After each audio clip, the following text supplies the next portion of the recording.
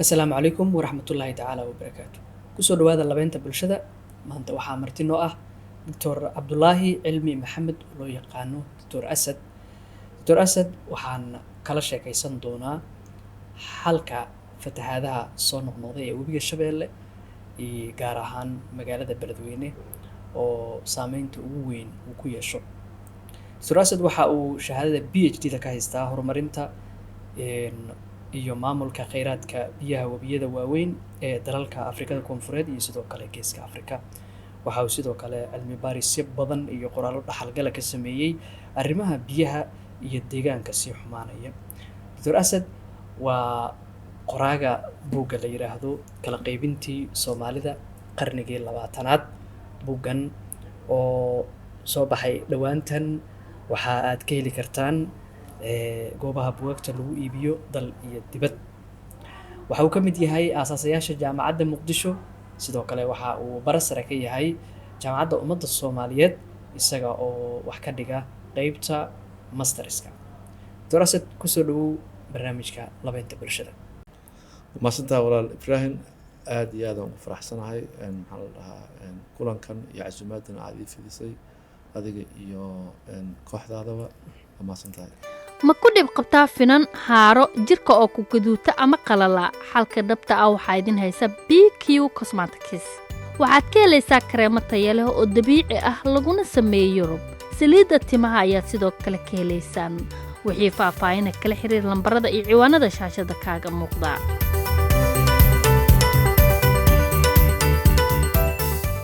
waayahay sharaf weyn ayay noo tahay runtii inaad maanta stuudiyaheena nagu soo booqato oo aad naga ajiibto codsigii aan maaragtay kuu soo dirnay. Waxaan rajaynayaa su-aalaha halkan aan kugu weydiin doono bulshada Soomaaliyeed inay wax badan ka faa'iidi doonaan waanan hubaa midaas. Caqabadaha hadeerna haysta xalkoodana waxaan rajaynayaa in dabcan si degdeg ah wax looga qaban doono haddii uu sarreeyo saamaxo. Tore in muddo ah ayaa dabcan wax ka qoraysay arrimaha fatahaadaha iyo deegaanka sii xumaanaya. Goorme sanadkee ayuu ahaa sanadkii aad bilowday inaad warbixino cilmiyeysan aad ka diyaariso webiga Shabeelle gaar ahaan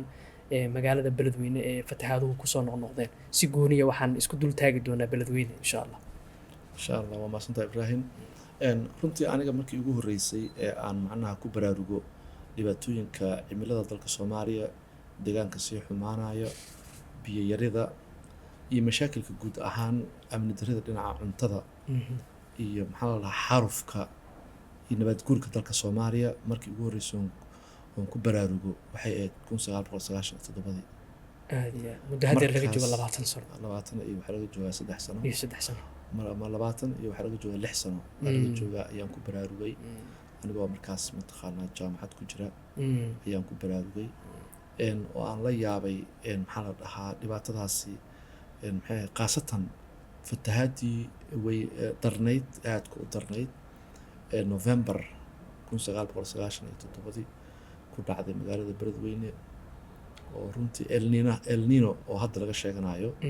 El Ninihiisii waaye 20 xilligaas markii la fiiriyo. xilligaas markii la fiiriyo waaye marka oo runtii noqday fatahaadtii ugu darnayd ee markaas waayadaasi soo marto Soomaaliya qaasatan webiga Shabeelle gaar ahaan mataqaana magaalada Beledweyne ee runtii caanka ku noqotay fatahaadaha.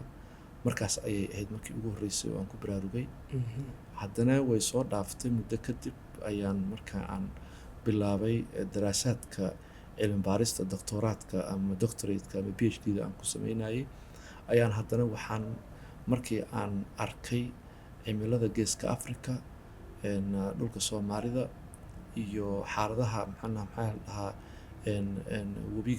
webiyada iyo guud ahaan biyo yarida dhulkan ka jirto iyo kulaylka iyo ka jiro ayaan haddana mar kale iyo mar labaad haddana waxaan la yaabay dhulkaasi Soomaaliyeed sida uu mataqaanaa uu u yahay mid dayacan oo baylah u ah isbedel kasta oo cimilo oo ku dhaco.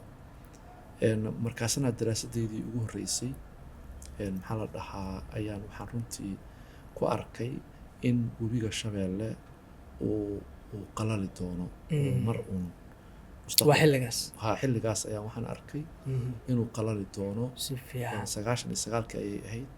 ayaa waxaan arkay inuu qalali doono webiga Shabeelle si fiican marka daraasadii ugu horeysay oo dhinaca hydrology-ga waxa la yiraahdo ama cilmiga biyaha iyo socodka biyaha iyo roobabka buuraleyda Ethiopia ka soo daadegay webiyada Jubba iyo Shabeelle markii aan arkay dhulka Soomaalida dhul xaaluf oo mataqaanaa lama degaan u eka ah oo roobku ay ku yar yihiin dadka u baahan webigaana uu yahay dad aad u badan xoolaha ku nool xoolo badan ay yihiin horumarka dhaqaale ee laga filayo inuu yahay mid sare cuntada la rabo inuu soo saaro waxyaabahaas oo dhan markaan isku maxay ahayd xisaabiyey ayaa waxaa ii soo baxday webigaasi inuu mar u qalali doono laakiin xilliga aan sheegay iyo xilliga uu qalalay waxaa u dhaxaysay 12 sano laakiin way dhacday marka waxyaabo markaan arkay daraasaadkaas aan ku sameynayay ayaa ku baraarugay in meeshaan ay ka soo socoto xaalad mataqaanaa aad u adag ay ka soo socoto u baahan in isha lagu haayo isla markaana mataqaanaa loo raadiyo xal waara waayahay warbixino badan ayaad runtii ka qortay cilmi baarisna waa ka samaysay markii aad isku soo koobto warbixinadaas natiijooyinka kaaga soo baxay maxay noqdeen horta warbixinadii aan qoray aniga oo diyaariyay dad fara badan ayaa ka faa'iidaystay si fiican oo shakhsiyaad Soomaali iyo dad aan Soomaaliyeyn wax baranayay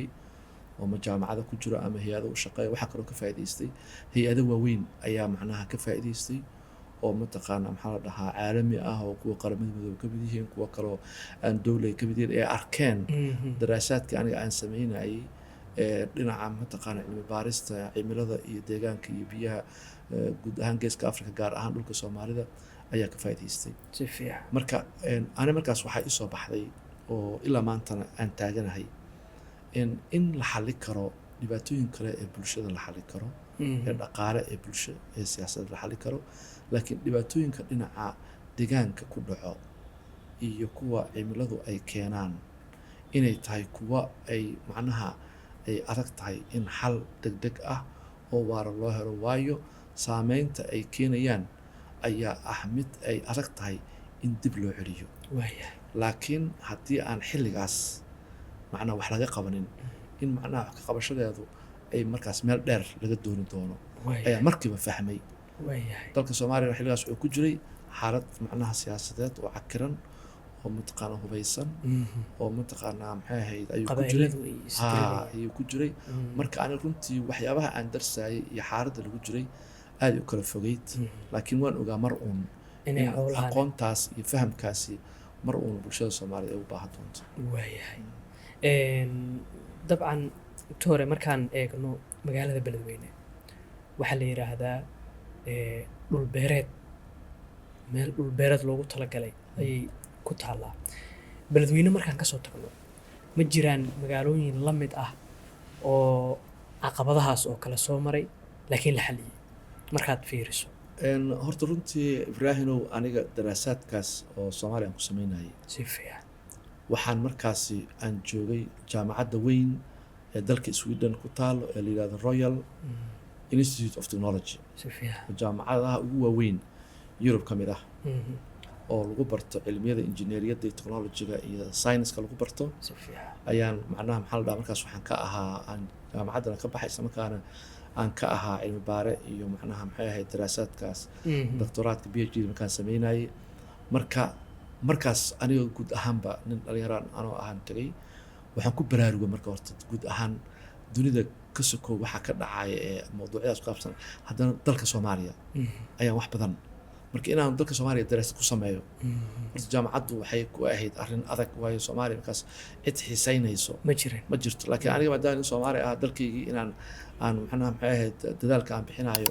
aqoon raadinta iyo cilmi baarista aan sameynayo inaan ku soo daro ayay waxay ugu qaadatay waqti waayahay markii macnaha maxaa la dhahay ugu sii qaadatay haddana aan sii fiiriyey cimilada iyo biyaha iyo webiyada Jubba iyo Shabeelle aan sii fiiriyey ayaan haddana waxaan runtii aan arkay in webiga Shabeelle markii laga fiiriyo dhinaca juqraafiga dhinaca siyaasadda dhinaca dhaqaalaha dhinaca bulshada uu yahay webi macnaha maxay ahayd aanan helin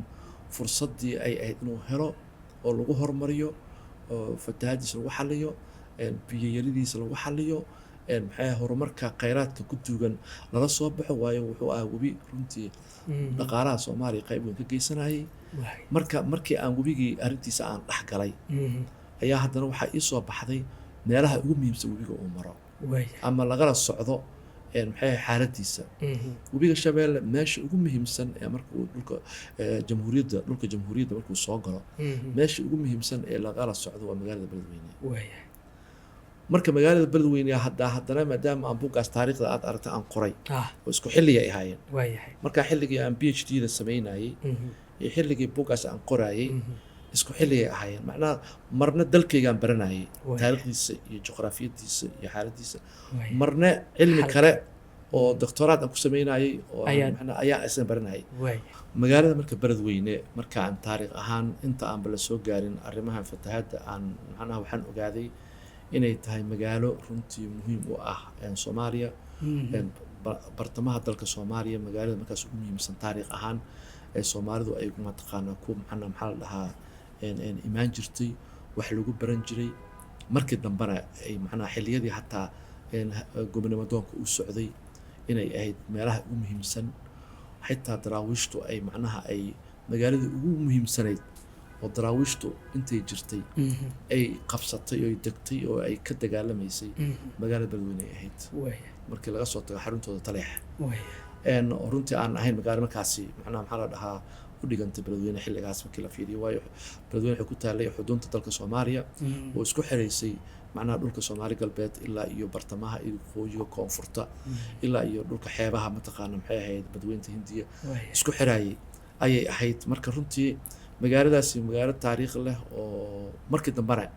dhaqdhaqaaqii SYL ay ahayd magaaladii labaad ee ku xigtay magaalada Muqdisho ee macnaha SYL macnaha maxaa la dhahaa ay ka soo abaabuleysay halgankooda macnaha gobonimo doonka ka soo abaabuleysay marka magaalada Beledweyne magaalo marka waxaa waaye macnaha maxaa la dhahaa magac weyn ummadda Soomaaliyeed ku leh oo ay ka soo baxeen hogaamiyaashii iyo abayaashii macnaha maxay ahayd jamhuuriyadda Cabdullaahi Ciise Maxamuud iyo Sheekh Cali Jimcaale Baraare iyo Aadan Cabdulle Cusmaan oo noqdayba madaxweynihii ugu horreeyay ee dalka Soomaaliya marka Beledweyne marka ma aysan ahayn magaalo la mid ah macnaha magaalooyinka kaleeto oo waxay lahayd sumadaas macnaha taariikh ahaan iyo siyaasad ahaan iyo weliba juqraafi ahaan ay lahayd marka magaalada noocaas ahayd ayaa haddana waxaa si gaara magaalada juqraafiyadeeda caan ka dhigayay webiga macnaha Shabeelle inuu ah webi magaaladaasi soo dhex marayo kaliya ma aha laakiin waa webi magaaladu sida macnaha xarafka sacda oo kaleeto ugu leexleexanayo waa oo macnaha dhinac markuu soo gaadana ku dhex noqonayo oo runtii marka qurux fara badan ay ka muuqanaysa markii hawada sare laga soo fiiriyo marka magaalada Beledweyne waxay ku taalaa markii dhinaca la fiiriyo dhulka la fiiriyo dhul beereed ku habboon tabcashada beeraha iyo mataqaana maxaa la dhahaa dalagyada kala duwan ku habboon marka adduunyadu meelay macnaha la joogaba webiyadu waxay ahaayeen xarunta iyo isha ilbaxnimada iyo horumarka marka magaalada Beledweyne waxay noqotay meel marka mataqaana maxaa la dhahaa ilbaxnimadaas iyo horumarkaas taariikhiga ah juqraafiyada uu siiyay leh ayay ahayd maxaa la dhahaa runtii ku habboon dhulka beerashada laakiin webigii ayaa dhex maraayo marka webiga haddii marka aan la maamulin oo laga maaraynin macnaha waa meel marka mataqaana markuu dhinacan ka soo baxabo uu fataabo dhinac kale ka soo baxdana fatahay marka wuxuu isku qabsanayaan marka waxay noqonaysaa meel dhan oo biyo fadhiyaan marka noqonaysaa ugu dambeyntii marka runtii maxay ahayd macnaha maxaa la dhahaa marka taariikhda aan fiiriyey fatahaadadii dalka soo maray iyo waxyaabahay soo maray markaan fiiriyey markaas 30 sano ama 50 sano ugu dambeeyay fatahaadi waaweyn oo waxaa soo maray Soomaalida 60meeyadii 70meeyadii 82 tii mataqaana maxaa la dhahaa 97 waxay ahayd meel mid macnaha wada qarisay magaalada Beledweyne qarisay marka su'aasha marka adiga isweydiinaysid ee ah magaaladani horta ma ku habboon tahay ma dhul beereed baa ma macnaha degaan ma la degi karaa maxay ahayd waa su'aal qof walba oo caqli gal ah macquul ah isweydiinayo aniga aan ka mid ahay marka laakiin magaalada Beledweyne waxay leedahay astaan ka duwan magaalooyinka dalka Soomaaliya dhan maxay tahay astaantaas astaantaasi waxay leedahay waa magaalada kaliya ee dalka Soomaaliya ku taalo ee haddaan sanad laga guurin sanadka ku xiga laga guuraayo haddaan sanadka ku xiga laga guurine sanad ku xiga laga guuraa waa magaalo ayada oo dhan la faaruqinayo markii fatahaad ka dhacdo oo laga guuraayo haddana lagu soo noqonayo haddana meesheedii ka si anba qaadayso haddana markii anba qaado 2 sano camal ay degtay ama 3 sano ay degtay haddana laga guuraayo marka xaalad waxay ku jirtaa deganaansho la'aan degaaneed ay ku jirtaa magaalada Beledweyne oo u baahan in la siiyo tixgelin gaar ah marka runtii waxa waaye marka that's why la isku weydiinayo war meesha ama ay ku haboon tahay inaan la deganaanin oo dhinac kale magaalada laga guuro ayada ama kor buuraha la dego meel kale la dego oo bal magaalada markaas ay noqoto meel laakiin lama dhihi karo meeshii waa meel hanti fara badan dad ay gashteen taariikh fara badan leh muddooyin ilaa iyo intaas oo 100 sano ay dadku ma taqaan iska dhaxlaayeen oo ay ma taqaan maal gashanayeen marka waxa lama huraana marka in xal loo helo fatahadeeda waayahay halka waa u imaan doonaa dabcan magaalada Beledweyne markaan fiirino inta badan caqabado fara badan jira fatahaada oo kaliya ma caqabado la xiriirta kaabayaasha dhaqaalaha sida wadooyinka oo kale iyo buundooyinka in la dib loo habeeyo waxyaabahaas oo dhan iyo airport waxaan is barbar dhigaynaa laba caqabadood midda mudan in marka koobaad muhiimadda la siiyo mid waxay tahay in wadooyinka iyo kaabayaasha dhaqaalaha la dhiso midna waxay tahay in webiga xal loo helo si loo badbaadiyo hantida iyo dadka magaalada labadaas ka adiga ahaan midee ahmiyad aad siin lahayd horta Ibrahim oo guud ahaan waa tala bixin mugtahay marka waxaan rabaa wax inaan dib u noqdo horta Soomaaliya markii aniga aan wax bartay oo dalkayga aan ku soo noqday ugu horeysay waxyaabaha aan isdhahay tala bixin guud ha laga bixiyo qaababkii loo horumarin lahaa loo maareyn lahaa dhulka Soomaaliyeed iyo arrimihiisa ay ka mid tahay waana markaas markii aan jaamacadda Muqdisho aan ku soo biiray oo aan waliba jaamacadda Muqdisho aniga ayadoo markaas dhisan dhowr sano jirto ayaan xarun weyn oo aan u bixiyay xarunta cilmi baarista deegaanka iyo biyaha aan macnaha ka aasaasay aniga shakhsiyan oo aan keenay buugaag fara badan keenay 10 ka bilaabay waana sababta jaamacadda Muqdisho aan macnaha uga qayb qaatay macnaha maxay ahayd ismaheeda horumarkeeda uga qayb qaatay marka xaruntaas waxaa ugu talagalay inay tala bixin ka bixiso guud ahaan dalka Soomaaliya biyo la'aanta ka jirta magaalada Muqdisho xalinta webiyada Jubba iyo Shabeelle xalinta mataqaanaa maxaa la dhahaa mashaakilada dabeecadda ay keentay iyo mataqaanaa maxay ahayd dhirta si xaalufayso xeebaha si mataqaanaa wasaqoobayo maxaa si nabad guuraayo dhulka mataqaanaa beeraleyda ah oo mataqaanaa maxaa la dhahaa wax soo saarkii uu hoos u dhacayo macnaha maxaa la dhahaa in loo helo kheyraadkaas dabiiciga sida loo horumar lahaa markii magaalada Beledweyne oo kale tusaalaha hadda u soo qaadano webiga Shabeelle meelaha ugu muhiimsan oo la sheegay ay tahay waxaan martaqaanaa anigu si macnaha aan ugu noqnoqday magaalada Beledweyne waxaan tagay ilaa iyo 6 jeer ayaan waxaan tagay in arrimahan aan macnaha wax ka dhaho oo ama madaxda joogto ama ururada bulshada ay joogo ama ganacsatada ama dadka mataqaana akhyaarta iyo dhalinyarada oo kaleeto aan u qabtay maxay kulamo sidii lagu xalin lahaa mashaakilkan marka si magaalada webiga looga xaliyo waxa lama huraan ah in la helo wax la yiraahdo infrastructure markaas waxa ula jeedaa in la helo bundooyin in la helo biyo xireen in la helo kanaalo in la helo wadooyin marka magaalada Beledweyne maanta in hadda wada laga dhiso oo wada ka soo baxdo say mataqaanaa maxaa la janta gunti ka soo baxdo oo imaanayso lama galay imaanayso magaalada soo dhaxmarayso in laga dhiso wala sameyn karaa laakiin waa meel biyo galayaan ayadoo biyo la xalilin wada ma la qaadi karo marka dhinaca injineeriyadda laga fiiriyo maadaama aniga aan ahayn civil engineering ku takhasusay maxaa la dhahaa in meel biyo ay macnaha ay maxaa mataqaanaa fariisanayaan wadada laga dhisi karo wada nuucee waa wada in laga dhiso reinforced concrete wada shub oo culus ah oo waliba mataqaanaa maxaa la dhahaa maxay ahayd biyo adkaysan karo laga dhiso marka midda kale waxaa loo baahan yahay haddana in macnaha laga fikiro kanaalada biyaha laga leexinayo oo laga soo qabanayo meelaha fogfog intuusan webiga magaalada soo galin magaalada gudaheeda haddii jirta meelo la iskaga xiri karo oo maanta tunnel underground tunnel laga sameyn karo meel laga sameyn karo kanaal magaalada kasoo wareejiya biyaha macnaha marka meelahaasi oo idil markaa fiirisid wuxuu u baahan yahay both regional planning iyo town planning u baahan yahay haddii marka magaalada beledweyne aan dhinaca regionka planning looga sameeyo dhan war gobolkan sidee biyahan looga badbaadiyaa khasaarahana macnaha looga badbaadiyaa faa'iidan loo qabsadaa marka aniga marka programka waxaan waday oo aan odayaasha kala jiray iyo maamulka labada kala shiray berigaas qaasatan sanadka 2019 aan kala shiray oo aan dhawr magaaladan webiga sidoo ugu dhaxayaaray magaalada sidaas oo kale aniga naftikeyga webiga uga cayaari karaa oo dhinacaan rabana aan ka qaban karaa dhinacaan rabana aan ku sii deyn karaa ayadoo design river engineering design loo samaynayo oo laga fikirayo sidee macnaha destructive forest waxa la dhaho xoogan wax baabi'inayo loogu bedeli karaa productive forest laga faa'iideysto waayo magaaladu waxa ku wareegsan beerahaasi biyo u baahan yihiin biyahaasi marka fatahaadda in laga qabto oo haamo macnaha meelo waaweyn oo wara iyo mataqaan storage facilities waaweyn lagu macnaha kaydiyo marka ay fatahaad yihiin si loola soo baxo marka ay mataqaana webiga uu qalalo loola soo baxo beerahan u helaan magaalada beledweyne laf ahaanteeda Ibraahimow waxay ka mid tahay meelaha dalka Soomaaliya biyo la'aantu ay haysato kuna soo socoto siina kordhayso laakiin nasiib darro waxaa magaaladii macnaha ugu fatahaadda badan dalka Soomaaliya inay tahay mid aan biyo nadiif oo sax ah oo raqiis oo saacadba aan haysanin marka waxa isa saaran magaalada beledweyne waxa isa saaran waana arrin qaran ma aha arrin magaalada beledweyne arrinta magaalada beledweyne xalinteedu ma aha arrin magaalada beledweyne ma aha arrin gobolka Hiiraane ma aha arrin mataqaana state Hirshabeelle ma aha waa arrin qaran waayo markii xalka magaalada beledweyne ee fatahaadda la xalinayo waxa la xalinayaa xalka webiga Shabeelle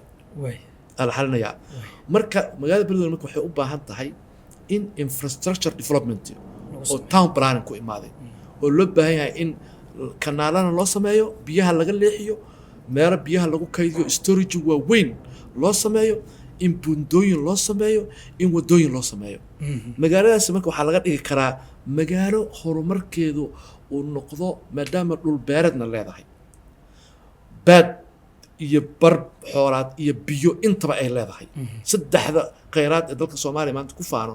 waa macnaha waa beer iyo xoolo iyo biyo intaba magaalada ku kaydsan tahay ay ku kulansan tahay laakiin waxay leedahay magaaladaasi oo ay ka qaawan tahay waa planning magaaladu planning ma laho marka halkan wuxuu ku jiraa in la qorsheeyo magaaladii si fatahaadana loo xalliyo kheyraadka agaarkeeda iyo gudaheeda yaalana loo hormariyo waayahay dabcan ahmiyadda koowaad marka waxaad siisay marka hore in webiga xal loo helo kadib ayaa la xallin karaa horumarka kale sida wadooyinka oo kale waxaan rajaynayaa si fiican in arrintaasi Ibraahimow cod dheer waan ku eri cod gaabanna waan ku dhahay in magaalada beledweyne haddii la rabo in la horumariyo qatarta ay ku jirtana laga bixiyo waxaa qasaba in webigaas loo helo daraasad buuxda oo dhammaystiran oo lagu kala ogaanayo sida looga faa'iideysan karo laguna maamuli karo haddii marka ay noqoto magaalada beledweyne in macnaha horumarkeeda laga hadlo waxaa laga hadlayaa sidii webiga loo maalmo yaa waana arrin qaran waaye doctor aad u maasantahay runtii hadda ka hor waxaad qiimeyn ku samaysay qarashka ku baxaya in webigaas xal loo helo si dadka iyo hantida iyo deegaankaba loo badbaadiyo sax qarashkaas waagaas waxaan jeclaan lahaa inaad na xasuusiso inta uu ahaa hadeer marka la fiiriyo waxyeelada jirta iyo khasaaraha jira iyo dhibaatada webiga ummadda ku hayo maxaa iska bedelay qarashkii maanta maxaa lagu xalin karaa walaal Ibraahimow webiga Shabeelle ee magaalada beledweyne dhaxmara xaddiga biyihiisu sanadkii waa 2.3 bilyan oo mitir kubik oo biyo waa tiro aad u yar markii loo fafbardhigo webiga Shabeelle ee macnaha magaalada beledweyne dhaxmaro waa webi aad u yar markii laga fiiriyo webiyada caalamka waaweyn ee la xaliyay waxaa la xaliyay webiga Three Gorges ee dalka China ku yaala la xaliyay ee la qabtay ee la maamulay ee intaas oo kun oo jeer ka biyo baaxad weyn webiga Shabeelle ee magaalada beledweyne waxaa la xaliyay dalka qaaradda Afrika webiyo badan وأن أنا علم بارستيدا أفريقيا كونفرنس أم كسمي وبيجا أورنج iyo Limpopo iyo webiga Nile ka la xaliyay waxa la qabtay webi badan ayaa caalamka ee Europe ku yaalo Latin America ku yaalo ayaa macnaha maxaa la dhahaa la maamulay Arizona River ayaa macnaha maxaa la dhahaa horumar lagu sameeyay maxay ahayd mataqaana Blue Nile hadda mataqaana dalka Ethiopia ayaa la qabtay ma fahmino marka webiga Shabeelle waa wax yar oo la maamuli karo marka wuxuu u baahnaa ama ilaa hadda u baahan yahay marka hore in lagu sameeyo daraasad cilmiyeysan oo hydrology mataqaana maxay ahayd investigations iyo design loo sameynayo webiga la fiirinayo macluumaadka la haayo la fiirinayo webigaani horta macnaha intee la egtahay biyihiisa xilliyaday ay yimaadaan dhulka uu soo maray iyo river mataqaana morphology-ga wax la dhaho webiga sida uu isku bedelayo uu isku leexleexanayo carrada uu wado carro badan uu wadaa oo marba meel dhigaa oo mataqaana maxaa waxyaabaha fatahaadda keenayana webiga waxaa ka mid ah in sedimentationka uu wado iyo carrada uu wada ee marka uu leexanayo uu dhigaayo hadda markuu sii leexanayo uu geeska dhigaayo carradaasi ayaa inay badatay webigii waxaa yaraaday qaadkiisa intuu qaadi karaa yaraatay waxa kaleeto haddana dhacday in webiga magaalada gudaheeda qashin fara badan dadku ay ku shubeen ay ka dhigteen meel qashinka ay ku daadiyaan marka taasna waxay sii yaraysay in maxaa la dhahaa mataqaana maxaa la dhahaa awooddii webiga wax biyaha u qaadi karo marka webi aan dayacan oo la dayactirin oo mataqaana maxaa la dhahaa maxay ahayd meelihii uu ka bixi lahaa dhan inkastoo hadda howlo fara badan sida mataqaana lay sheegay mataqaana meelaha qaar markii ugu dambayso aan tagin aan ku arkay laga qabtay ka sokow oo ilaa iyo xad hadda wax la macnaha maxaa la badbaadiyey laakiin xalka rasmiga ah ee webiga ee u baahan yahay ee aniga berigaasi aan daraasadda inaan ku sameeyo aan rabay oo lacagta ku baxaysa aan qiyaasay daraasadda ah qiyaasay oo la rabay in macnaha la fiiriyo webigaani meelaha uu ka macnaha maxay ahayd ka fatahayo meelaha laga qaban karo la soo saarayo qarashka ku baxayo daraasaddaas aan soo jeediyay marka ani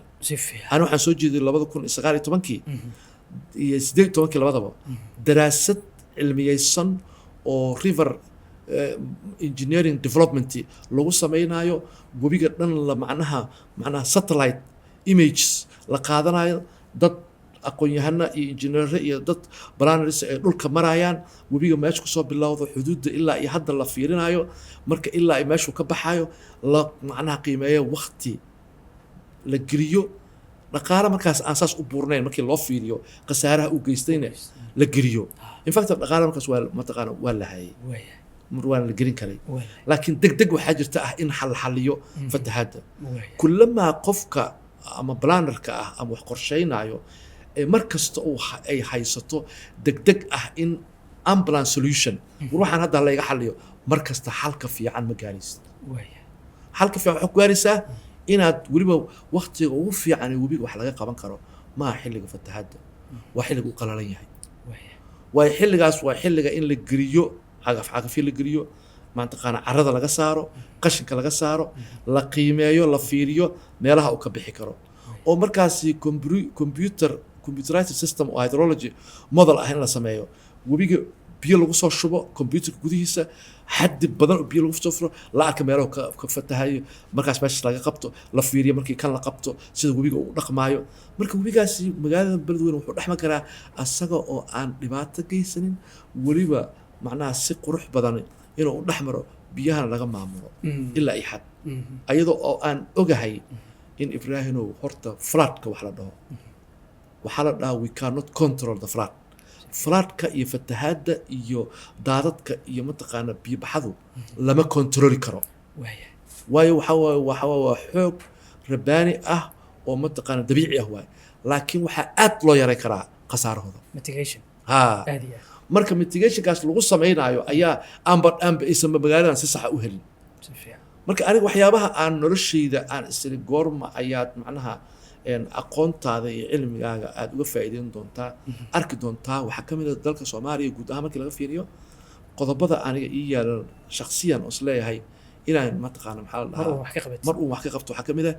fatahaadda beledweyne ayaa ka mid ah iyo guud ahaan webiyada jubba iyo shabeelle xaaladaha bacan ay ku sugan yihiin oo horumarka dalkeenuna ay u yihiin kuwa furo u ah khaasatan dhinaca horumarka mataqaana beeraha 2018 iyo 19 qiimeyntaas qarashkaas ku baxaya aad samaysay iyo maanta ma is leedahay farqiga u dhaxeeyo farqi weyn u dhaxeeyo qarashka uu sii badan karaa maadaama waxyeeladii waa macnaha qarashka berigaas aan qiyaasay inuu ku baxayo daraasadda soo saarayso documenti iyo qorshe macnaha waxqabad soo saarayso berigaasi wax yaray ahayd laakiin khasaaraha markasta fiiri waxa dhacay macnaha xilligaas kadib waxaa dhacday ilaa iyo dhowr fatahaada dhacday magaaladaani waxaa yaallo dhaqaale aad u badan ayaa yaalo magaalada beledweyne waxaa ku nool dad aad u badan waxaa la sheegay magaalada beledweyne inay tahay tusaale ahaan magaalada labaad ee magaalada muqdisho ku xigto ee soo saarto ardayda dugsiyada sare ka baxo si fiican ma fahamtay si fiican waxaa la ii sheegay in banuugta soomaaliya qaarkood markii ay ka furteen xarumo bangi ay ka furteen magaalada beledweyne in sanad gudahood ay ku soo saareen faa'iido ka badan faa'iido meelaha qaarkood ay geeyeen ayay ii sheegeen si fiican waayo magaalada beledweyne maxaa la dhahaa dhul beereed fara badan ku yaallo dad fara badan baa ku nool waxa waaye waa magaalo mataqaan dhaqaalaheedu uu kobcayay tiro dadkeedu kordhayay marka ma aha magaalo si sahlan loogu fiirsan karo caqabadahaas oo kale caqabadahaasi webiga shabeelle ee laga maamuli karo mataqaan lagu fiirsan karo ma aha waayahay webiga markaan fiirino qaabka uu beledweyne u dhex maro waa sida maska oo kale dhowr marna hadalladaada waxaa ku jirtay webigu magaalada wuu ku ciyaaray annaguna waa ku ciyaari karnaa sax marka halkiisa aan raadinayno sax ka doctor asad ahaan imis xal ayaad is leedahay way jiri karaan si fatahaadaha si fatahaadaas looga baaqsado wallahi horta aniga magaalada beledweyne saan kuu sheegay waxaan tagay ilaa 6 jeer baan tagay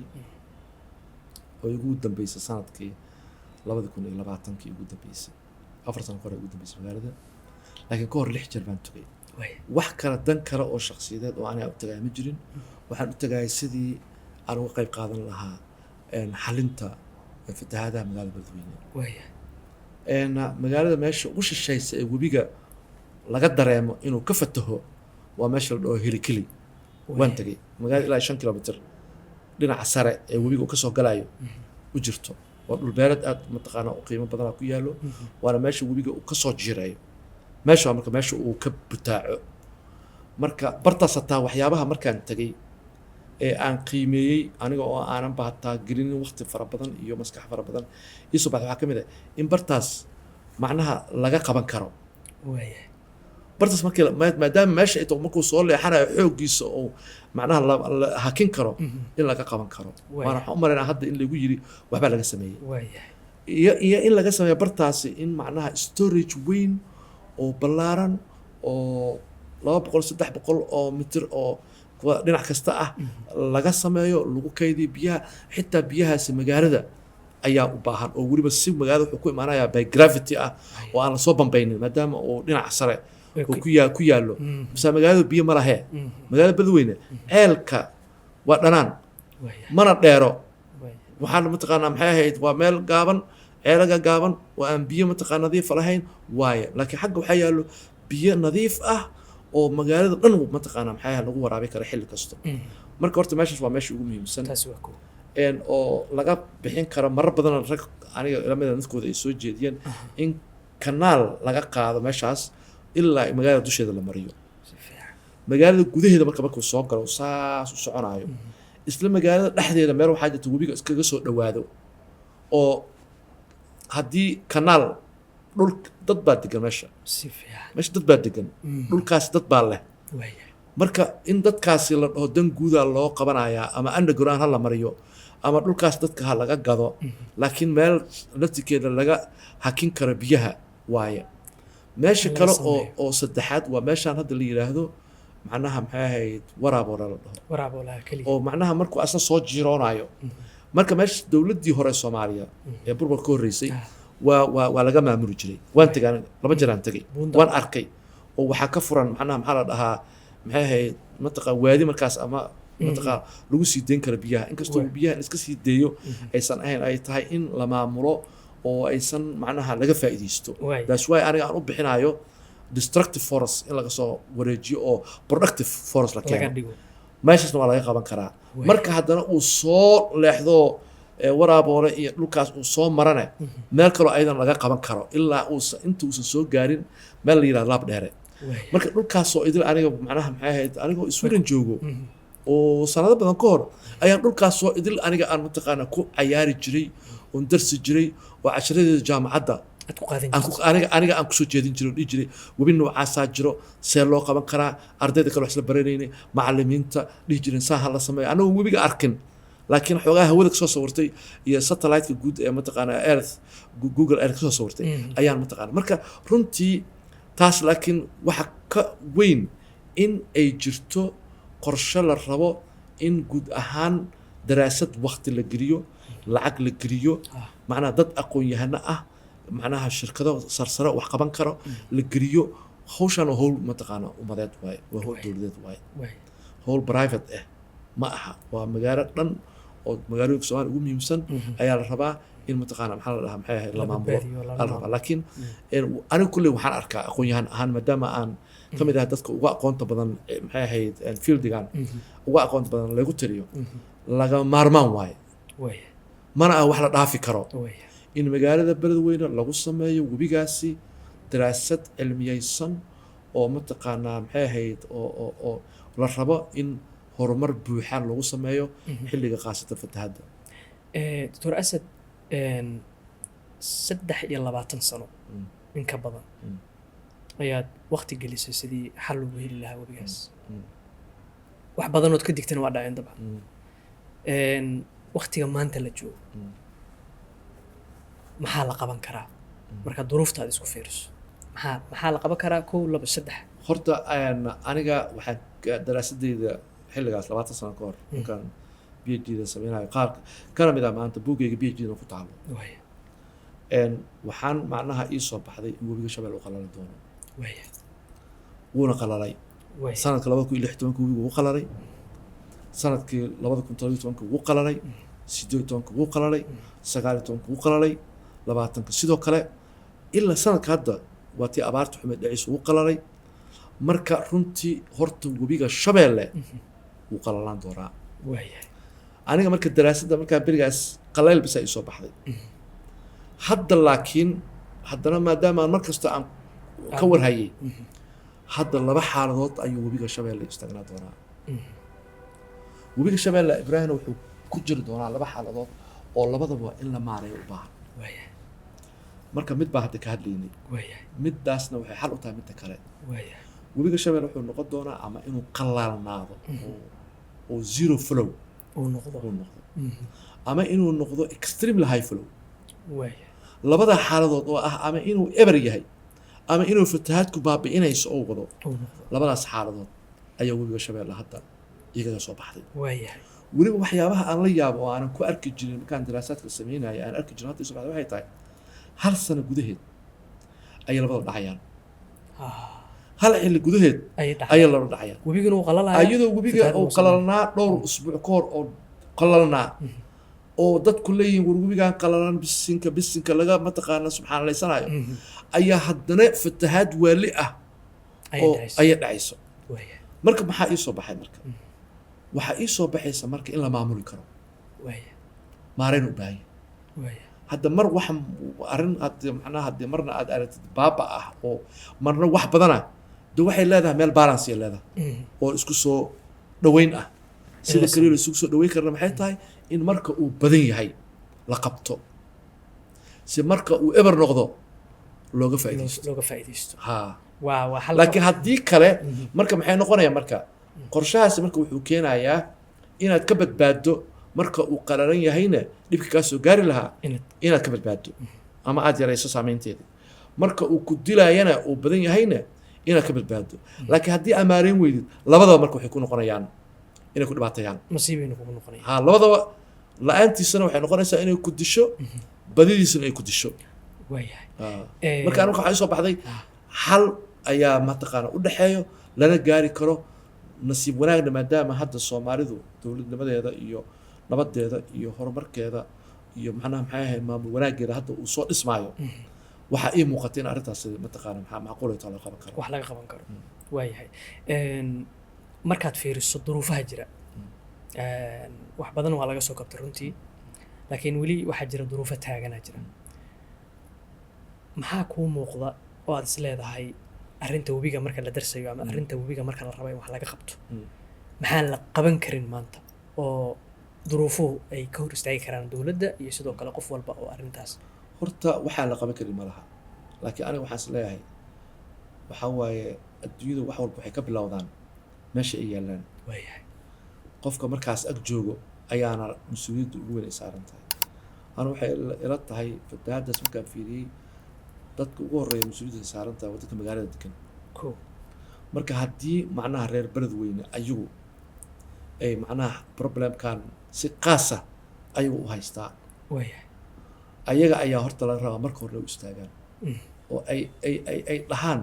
arrintan xal ayaan ka rabnaa xalkeedana ay mataqaana markaas maxaa la dhahaa doonaan magaaladaas ayaa ula jeedaa beledweyne dadka degan ee Soomaaliyeed ayay horta mataqaana u taallaa dadkaas nidaam waxay ku jiraan maamul bay ku jiraan nidaam dawli ku jiraan waa la dhihi karaa laakiin macnaha inay ayaga hadlaan la rabaa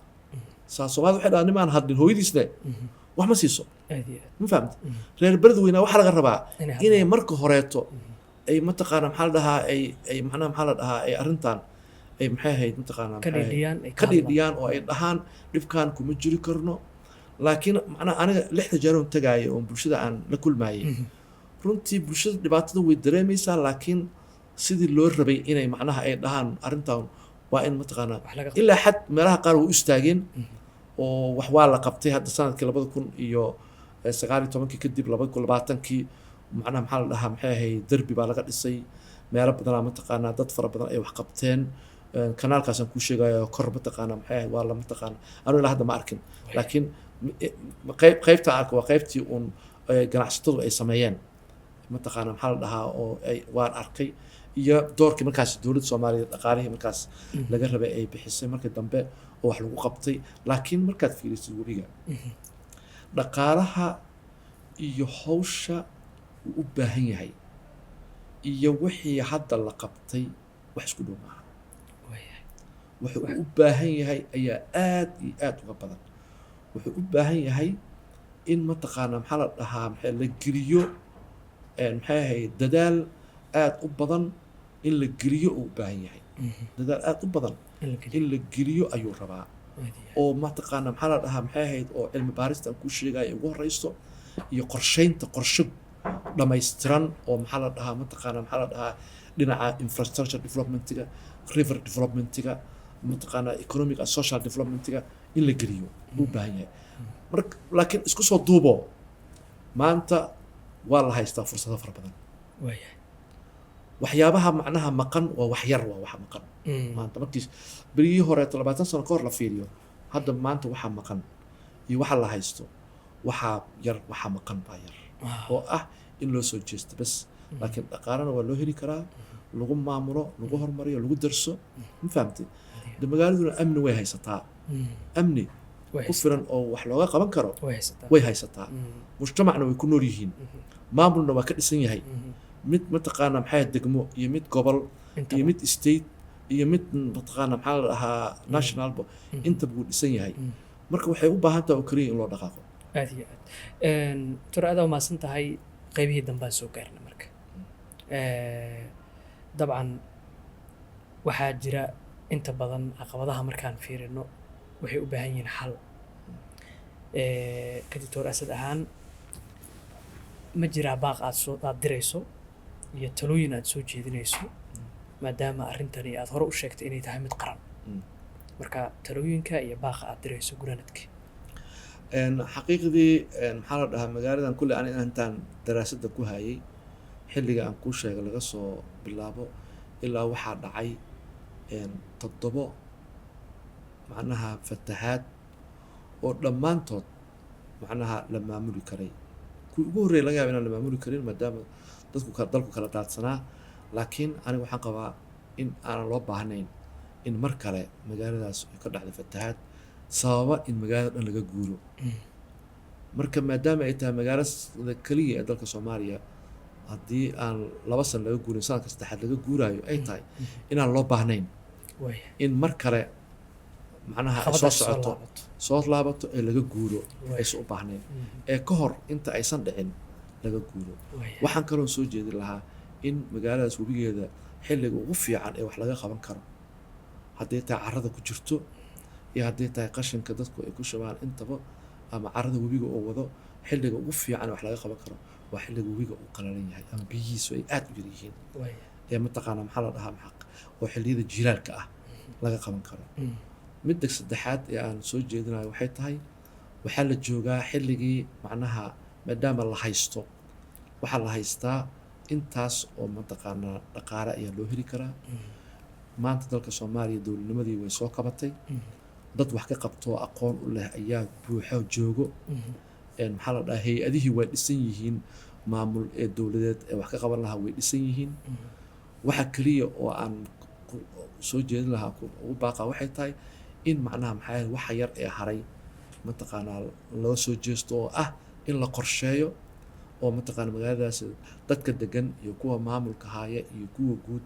iyo kuwa dhexe intaba ay mataqaana isugu tagaan si mataqaana maxaa la dhahaa aan aysan u dhicin mar kale in magaalada Beledweyne qofku oo biyo baxa ka soo cararo isla markaana u baahdo biyo u baahdo waa caqabad qofkiyo biyo ka soo cararay haddana biyo u baahdo oo magaalada banaankeeda joogo ayaa haddana wuxuu leeyahay biyo u baahanahay markaad weydiiso dhaad maxaa halkan ku keenay wuxuu leeyahay biyo soo bixi laga faa'iideysan waayo fursadaha meesha lagu dayacay fursado fara badan baa meesha isku jira aan mataqaana aan soo jeedinayaa in mataqaana maxaa la dhahaa wax laga qaban karo aan rajaynayaa in sanadaha soo socdo wax isweyn isbedeli doonaan ayna sawirka maanta yaalana maaha sawir kale uu soo bixi doono waan rajaynayaa barnaamijkan laftigiisa inuu qayb lixaad leh ka qaadan doono xalka caqabadaha maanta jira iyo fatahaadaha magaaladaas kusoo laalaabtay waxaanan aaminsanahay dadkana daawanaya inay ka mid noqon karaan maamulkii magaaladaas iyo dadkaas mas-uulka ka ahaa caqabadihii jiray xalkooda ee halkan ka sheegtayna in ay si degdega wax uga qaban doonaan haddii uu sarreeya saamaxo Dr. Asad aad u mahadsan tahay waqtigaadna siisay waan kaaga mahad celinaynaa